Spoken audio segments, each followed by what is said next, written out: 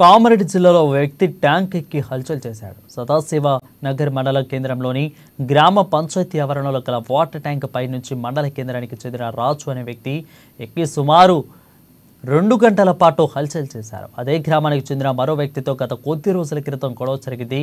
దీంతో ఆ వ్యక్తి రాజుపై పోలీసులు కేసు నమోదు చేశారు. దీంతో మనస్తాపం చెందిన రాజు తనకు న్యాయం చేయాలంటూ వాటర్ ట్యాంక్ ఎక్కి నిరసన తెలిపారు. విషయం తెలుసుకున్న పోలీసులు అక్కడికి చేరుకుని రాజుకు నచ్చజెప్పడంతో కిందకు దిగాడు.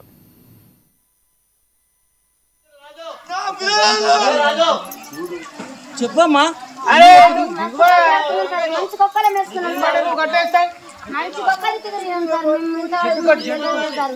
అయితే ఏమైంది సార్ నాకు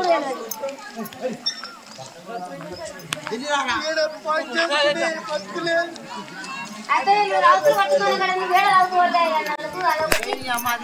ఇవన్నీ ఎరకల పడకాలు కట్టిస్తే మాకే కాదు.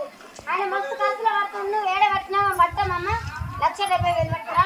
అరే దిగు దిగు దిగు దిగు దిగురా, నీకేమన్నా ఉంటే మాట్లాడు.